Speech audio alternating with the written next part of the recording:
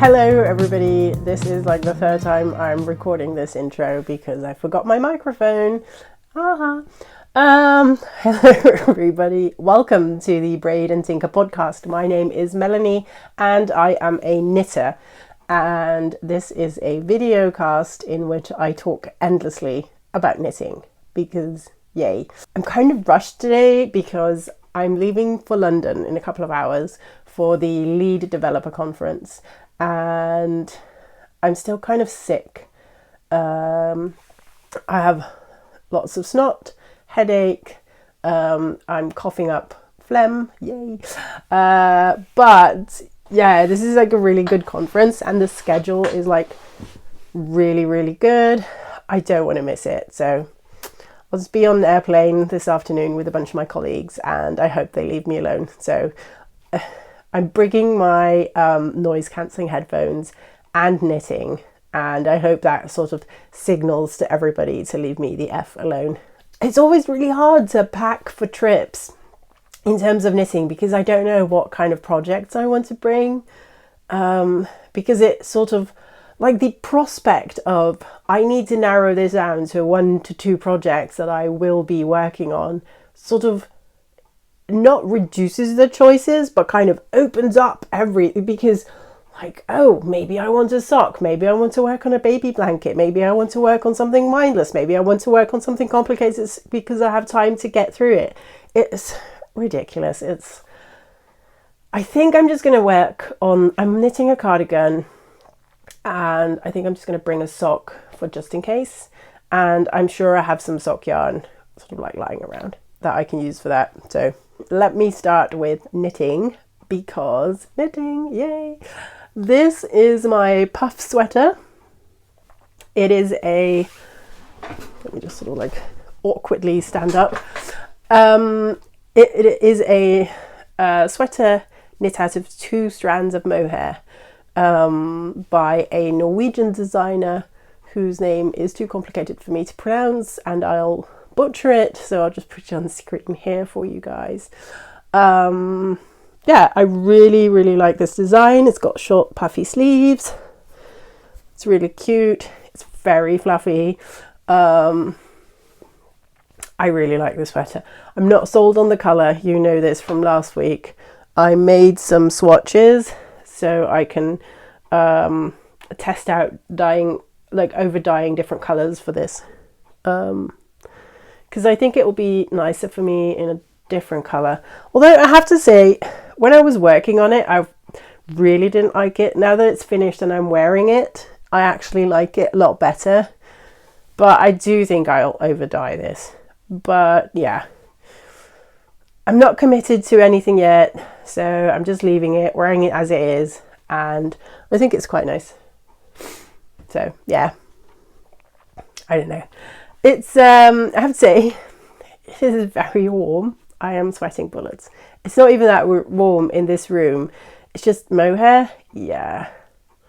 I mean, it's obvious. You know, the reason wool is warm is because the fibers trap in air and that kind of insulates you. And because mohair is so freaking fluffy, it traps a lot of air. So it is, yeah, super insulating. This is why alpaca yarn is so much warmer than sheep yarn, because alpaca has hollow fibers, so it holds up much more air. It's like 5 times more warm than like wool from a sheep. So this is it's a thing that kind of turns me away from alpaca, is that yeah, it just gets too hot. Actually, this is too hot, but it's, for some reason, it's also very light, and I think like these little air vents here, it kind of helps cooling you down a little bit. It is very open gauge, big gauge, large gauge, very open knit. You knit it on 5mm needles, so any wind comes right through it. So I don't know. I love these like puffy sleeves. Yeah, I think this design is lovely. and I think I'll be making more of it. So this is the second puff sweater I made. Last week's episode I showed you the puff sweater I made in a merino single-stranded yarn. I think I like that one more for wearability. It is something that I can just wear to the office and I know I won't be boiling. This one I need to test out the limits to which I think this one looks more elegant. You know, it mohair does have that luxurious feel, but yeah, I don't know. It is very warm. So anyway, so I finished this and then I thought, oh, I'm going to cast on for the Sunday cardigan by Petite Knit, because I had the yarn for that. I just didn't have needles and I was like, ooh, I need to rush order the right size of needles. I got the needles and then I remembered the high sharp larger needles need either cables with a large connector, or you need like the like little adapter so you can use the large needles with the thinner connectors connected to the cable. It's a complicated story. Anyway, I didn't have the right cables, so I had to rush the order for cables as well. What happened then? Oh yeah, but so they're not going to come in until Wednesday, and I won't be back until Thursday, and yes, so I was a little bit bummed about that because I was really like into knitting for that. But I remembered I had wound up some of my La Bien-Aimée La Bien-Aimée yarn, but I didn't really have a specific project in mind, but I decided why not make like a summer cardigan for that. And I didn't really have a pattern in mind that I particularly wanted to do, so I'm just making it up as I go along. I would like to say I'm designing, but really I'm just doing whatever. So it's a raglan because that's my favorite shape, cardigan shape. There is no what's this part called? I think the snot has gotten to me, but there's no neckband yet. My plan is to add that later when I'm knitting the button band to sort of like take it up all the way through. We'll see how that works out. Yeah, so I love these colors. This color is peanut butter jelly. Is it this one? No, it's not. Peanut butter jelly. Don't know if you can see that. Anyway, La Bien-Aimée, and that's this one. And I knit until I bound off for the sleeves, split for the sleeves, and I'm keeping this to finish a good portion of the sleeves. And then I've faded into Le Petit Nuage. I don't know what that means, but it's this grey kind of colour. And with the fade, I'm not just striping it in, I'm doing like what you do in the rose cardigan. So you do 2 stripes of the new one, 4 of the old, then you alternate 2 on 2 of the old and new, 4 of the new, 2 of the old colour, and then all the way through into the new. And I find that makes a more, I don't know, realistic fade than just like alternating the colours every other row. So I really like this. So it's peanut butter and jelly at the top, and then it works its way down into Le Petit Nuage, and then I have this Tangio Peya, I'm going to use this for all the cuffs, the hem, the button band, the neck band. And it's just really bright orangey. So I think it's going to work out really nicely with this. Yeah, this is Tangiopea. Can you see this?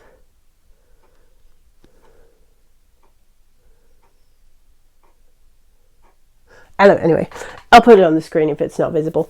But yeah, so summer cardigan. This is, again, really, really open gauge. I'm using a large needle, but this is supposed to be like a summer cardigan. Obviously not going to wear this in winter. And I think it's like a good summer for this type of stuff. Because it's not that warm yet. It's like dry, and well, I would say it's not dry at all, actually. It's been raining crazy the last couple of days, but it's dry now. It's kind of windy. It's not that hot. It's not like last year's summer when we were all dying because of the sun and the grass had like disappeared, the leaves had turned brown and everything was like a desert. Like this year it's a little bit of sun, bit of rain, lots of rain, bit more sun.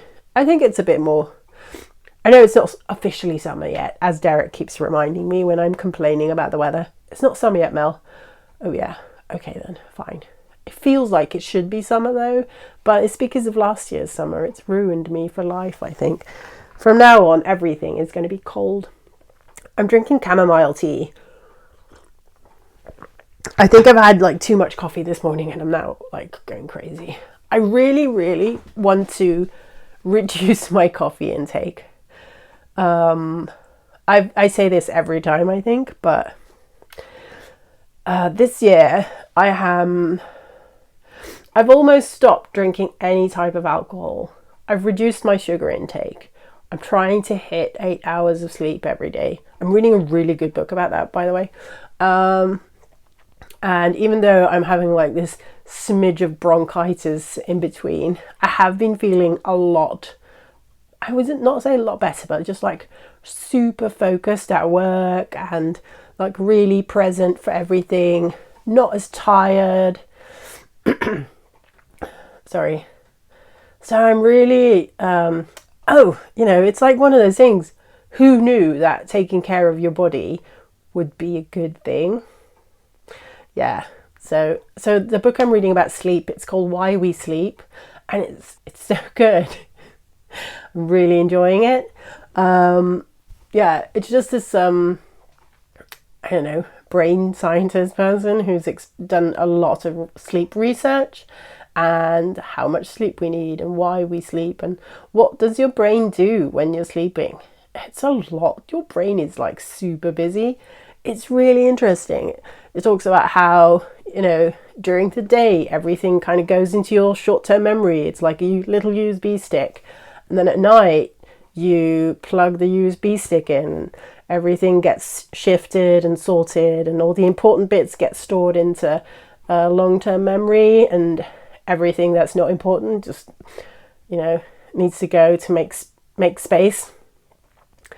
And how, like, if you are pulling an all-nighter, you're just kind of like just running on that one USB stick that at a certain point gets full and there is no more space in your short-term memory. There's nothing, you're not taking any information in. Your cognitive skills are severely reduced. If you're not getting 8 hours of sleep every night, you're not storing your memories properly from your short-term memory to long-term memory. It's like, this whole book is so good. I totally recommend it. It's called Why We Sleep. It's fantastic. And I love it because it kind of deals with that, sleep when you're dead, sort of like startup culture that is so prevalent in the IT business that I hate so much. So I feel it's like so good. It's such a good book. And reducing sugar intake has been fantastic as well. I lost some weight. I wish I lost more, but oh well. I should really start exercising as well. I'll get to it at some point.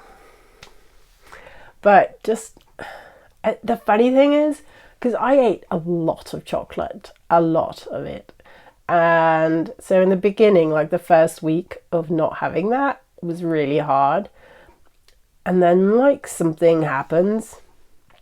And then like a couple of weeks, like now I can't even imagine eating as much chocolate as I did. And like just looking at it, I know if I would try, I know the next day it would give me a headache, because there's like, your body's not designed to deal with that amount of sugar. So yeah, just like cutting that out has been so good. And the same with alcohol. It's one of those things that you get into, oh, I'll have a glass of wine at dinner, and you kind of get into it. And then when you don't drink it, you don't miss it at all. I'll have like last week, my son's birthday, and I had a glass or two, just to celebrate. But I suffer the next day, and it's just not worth it. So I'm also getting older. Like my body doesn't deal with alcohol as it did when I was a 20-year-old. So yeah, I don't know. So I feel like drinking coffee, because it does hinder your sleep. Because what coffee does is, when you're awake, you have these sort of receptors that kind of fill up during the day, and they make you feel tired. And what coffee does is mask that. So it's just, the receptors are telling your brain, I am tired. The coffee is blocking that. So you are physically tired. It's just the message is not getting to your brain. So, because that's like, I always thought coffee makes you awake, but it's not really. You are really tired. You're just fooling yourself. And I know that. I'm like totally cognitively aware of this. Yeah, I drink coffee every morning to wake up. It's just a crutch thing, I think. So anyway, I made a plan. Like June is my stress month with lots of things to do. So this is like coffee month. Starting July, I'm going to cut down. Less coffee, less coffee, less coffee. I drink coffee until 12 o'clock in the morning anyway. And then after that, I switch to tea, like herbal teas, no caffeine whatsoever. So doing that already has made me, has made my sleep a lot better. Not eating sugar has made my sleep so much better. So yeah, and sleep is so important. Like all the important things that your body needs, it gets from sleep. Your brain needs sleep, your body needs sleep. And you need that 8 hours. Oh well. The book has more interesting stuff. It's about rhythms and how your rhythm changes, and like when you're a small kid, you need lots of sleep, what types of sleep you're getting as a kid.